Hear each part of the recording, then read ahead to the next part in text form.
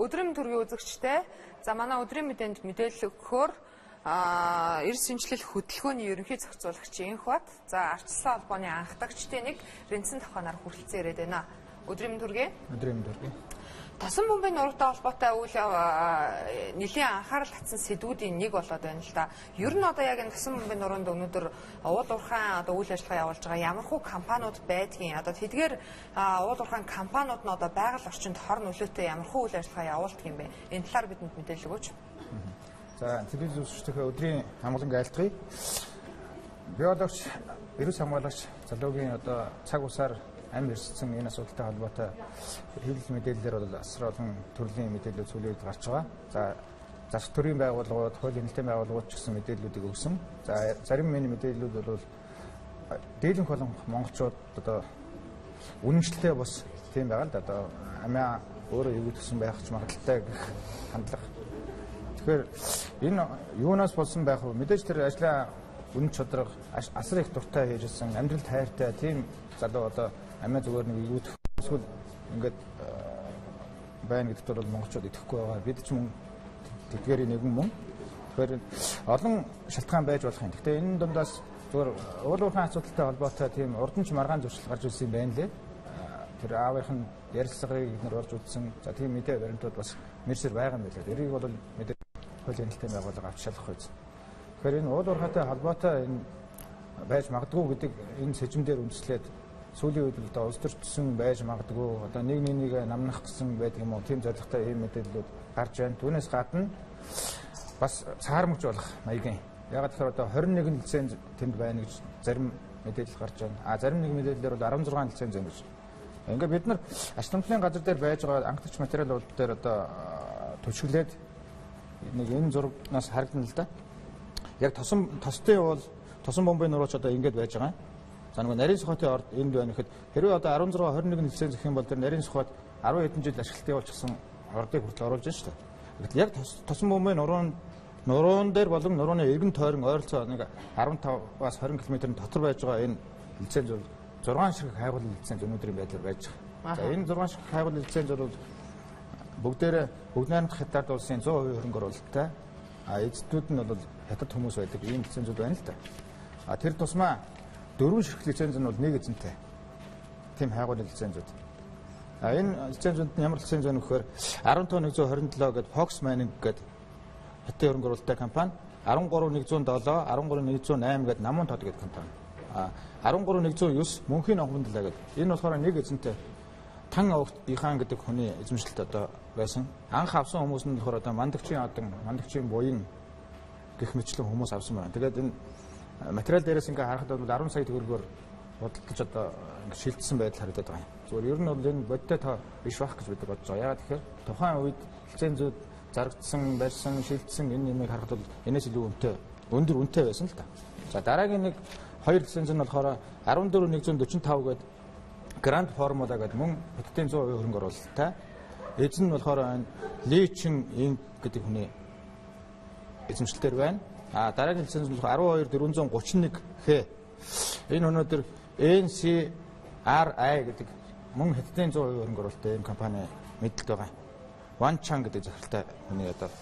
За тэгээд энэ лицензүүд дээр нэг сонирхол татах бас нэг юм нь юу вэ нөхөр энэ түрүүний миний Тан Огтой гэдэг нэг хүний эзэмшилт байгаа 4 лиценз гэж яриад байгаа. Энэний 3 нь одоо тэр Намун тодын 2 лиценз, Мөнхийн Ногмон далай гэдэг компани 1 лиценз. Энэ 3 лиценз бол 10 оны 12 сарын 26-нд хугацаанд дууссан. Тэр үед ачлалын газар бол сонгож өгөөгүй байна. Яагаад сонгож өгөөгүй гэхээр байгаль орчныг хамгаалах төлөвлөгөөгөө батлуулаагүй байсан энэ компани. Байгаль орчныг хамгаалах одоо тэгээ өчнгөө гэсэн үг үү? Тэгээд би харин түүхийг ярьж байна л да. Тэгээд байгаль орчныг хамгаалах төлөвлөгөө гэдэг бол орон нутгийн байгаль хамгаалагч нар орон нутгийн одоо зас захиргаанаас баталж өгдөг. Мэдээж газар дээр нь байгаа хүмүүс юм ин хийгээгүй гэдэг үндслээр баталж өгөөгүй байдаг. Гэтэл Өмнөгов аймгийн засаг даргын тушаалаар 11 оны 12 сарын 12-нд одоо нөхөн тэрийг батлаад мэдээж сумын засаг даргаар тушаал өгсөн бүр адан бичгийн өмнө байдаг юм байл л. Ингээд бүтэн жилийн дараа хүчингү уснаас хойш бүтэн жилийн дараа ингэж сонгож авсан ийм л зүйл байна. Тэгэхээр бид нар юу гэж хэлж байгаа юм гэхээр хэрвээ магадгүй одоо тэнд уул уурхайн хайгуулын лицензтэй холбоотой тийм маргаан зөрчил байсан бол хамгийн түрүүнд энэ 6 компанитай холбоотой байх магадлалтай гэж бид нар хэлж байгаа байхгүй. Яагаад тэгж байна вэ гэхээр мэдээж 40-50 км цаана байж байгаа аль хэзээний 10-20 жил одоо уул уурхайн үйл ажиллагаа олборлолт явуулчихсан нарийн сухатын орд газар юм уу тийм. Энэтэй холбоотой бол байгаль хамгаалагч залуу бол маргаан зөрчил үүсэх магадлал маш бага юм л да. Ерөнхийдөө энэ дээр мэдээлэл Ренцэн тухайгаас бас нэмж сонсомоор байна л да. Ерөнхийдөө яг энэ уул уурхайн компаниас болоод одоо яг тэд байгаль орчин сүйтгэх тийм эрсдэлтэй нөхцөл байдал юу байгаа юм лөө? Одоо ер нь бол ингэж хэлэх гээд. Манай улсын энэ 3 сая хүний олоолаа бодлоо том акц хэлээ л дээ. 3 сая хүн энэ газар нутгийн хэмжээ, эдийн засгийн боломж болцоо ашиглагдаагүй нөөц энэ тэгээд цаана одоо энэ өгөгдсөн лиценз энэ уул уурхайд тавьсан энэ нийгэм улс төрийг бужигнуулсан энэ хэрүүл маргаан тийм үү? Сүүлдээ хүний аймнаас ирсдэг. Эндээс одоо нэг улс даяараа энэ улс төрчд бид одоо эрх хөрөгч ардчсан нам ялангуяа миний зүтгэж ирсэн ардчсан холбооны одоо нийт гишүүд дэмжигчдэд уриалмаар байна. Ийм бидний хэлж ярьж болдгоо хөндөж болдгоо тийм хаалттай систем байж болохгүй юм. Хэрэг бидний энэ одоо анх 90 он тавьсан тэр гэгэн гэрэлтэй зорилт улс орноо мандуулах хөгжүүлэх тэр зорилтонд энэ уул уурхайн бодлого гэж энэ юм чи одоо харшиж байгаа бол бид нар одоо байр суурь гарах хэрэгтэй. Монгол улсын өнөөдөр бидний хэрэгцээнээс давчсан ийм лицензжүүлэлт энэ уул уурхайн энэ байдал бол одоо юу хэлэх гэхээр энэ хүний аймнаас үргэлжилсэн энэ асуудал бүгд л энэтэй холбоотой. Эцэст улс төрийн бодлогын хариуцлага асуу. Улс төрийн бодлоготуудын хариуцлага ярина. Ямар нэг лиценз эзэмшигч тэр залууг авчиад ийм болгосон гэж хэлэхэд хэцүү. Гэхдээ ямар ч байсан нэг зүгээр ажлын хийгээ хийжсэн залуу хүн очиод усан дунаад өгчжээ. Түлхээд унаасан уу? Сэтгцийн хүчтэй энэ тарай хийсэн үү? Энэ тан. За тэгээд би бол фэйсбүүк хуудсан дээр байнга бичиж байгаа. Хүний машин дотор архины шилийг хаанаас авчиж тавьж болно. Тийм учраас одоо иймэрхүү юмар ер нь бол миний хувьд бол 2008 оны 7 сарын 1-ний хэрэг явдалтай холбоотой бид нар хэвлэлийн борлол хийжсэн их хөдөлмөр. Тэр хэрэг явдалтай холбоотой цагдаагийн албан тушаалтууд болон улс төрийн албан тушаалтуудыг бүрэн гүйцэд хариуцлага татаагүй. Эндээс болоод цагдаагийн байгууллагын хариуцлага, энэ цагдаагийн байгууллагын үйл ажиллагаа нь нөгөө хуулиудтэйгээ улс төрийн захиалга биелүүлдэг элдв хүн ардтаа тэгшүүс ханддаг. Энэ юм нь хэвээрээ байсны л болж одоо энэ олон түмний дунд төрийн тусгай албанд хандах итгэл байхгүй боллоо л гэж хэлэх гээд шүү. Тэгэхээр анх хэрэг үүсэхгүй орхижсэн чи өөрийгөө утгаар шийдчихлээ гэд гүнч одоо яаж ч утсан юм мэдэхгүй. Чи одоо жишээл итгэж гин үү тийм юм. Ямар ч тэр бүрэн гүйцэд итгэл алга шүү.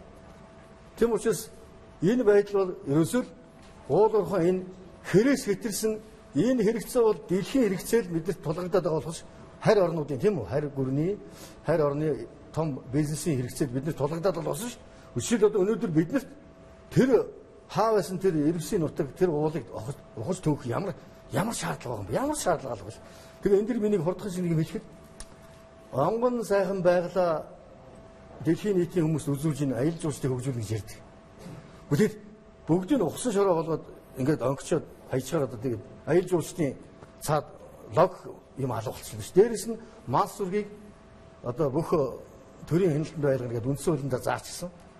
Тэгэхээр масс сүргийн бичих талбай байхгүй, ус бичээр нь байхгүй болоод тэгэхээр уул уурхайн бодлого бол Монгол хүний, монголчуудын оршин амьдрах Монгол улсын тусгаар тогтноход ер нь бол нийцэхгүй нэ гэж үзээд энэ бодлого эргэж хараач гэж одоо эрх хөрөгч ардчсан намаасаа, ардчсан холбооны гишүүдээс энд нөлөөлөөч, ардчсан ерөнхийлөгч элбэд орж байгаа одоо зургийн нөхрөгөө урайлээ.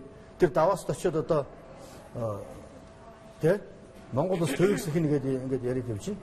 Тэрнээс өмнө энэ ч одоо энэ уул уурхайн энэ салбартаа төвөгсөх биш. Уул уурхайн салбарт үндснийхээ шиг хадгалсан бодлогоор засал хийгээч гэж уриалъя. За бидний ярилцах цаг ерөнхийдөө ингээд дуусчихсан. Энд би нэг юм тодруулаад айлчгаа. Бидний эцсийн одоо өнөөдрийн энэ хийж байгаа үйл ажиллагааны маань эцсийн зорилго гэдэг бол тэр биологч эрүүл хамгаалагч залуугийн хүсч тэмцэж зорж явсан тэр тосон бөмбөгийн нурууны экосистем тийм ээ тэнд байгаа тэр нийт бүхэд нь авч үзэж ирсэн тусгай хамгаалалт. Экосистемийн хэмжээнд мэдээж энэ бол мэрэгжлийн байгууллагын мэрэгчлэтнүүдийн ажил. Экосистемийн хэмжээнд төрийн тусгай хамгаалалтанд авахлах тухайн асуудал одоо энэ төр маань цоожин сүрэнгийн лиценз заавал хамгаална. Яг бол энд бүх тэр экосистем багтах юм бол янгир ямаа тэр ирвсээ чинь хоолдог амьтан чинь өвсөнд хийж хэлсэн шүү. Тэр амтын чиний уулан дээр хатан асган дээр зогсоод иргэсэнд илүүхгээ зогсож байхгүй шүү дээ.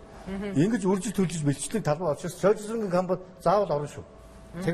Тэгээд нэг бас нэг одоо бидний чих цогсон зүйл бол тэр байгаль орчны сайдын амнаас унсан үг л дээ.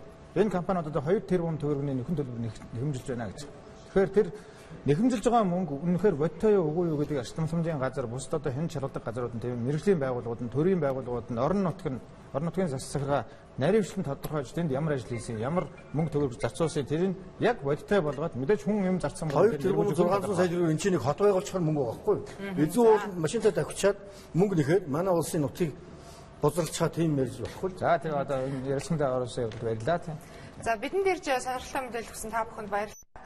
За төр засгийн зүгээс ч гэсэн тосон бомбын нурууг анхааралтай авах байхаа гэж бидний зүгээс найдаж байна. За анхаарал хандуулсан үзэгч та бүхэнд баярлалаа. Өдрийн мэдээ үргэлжилж байна.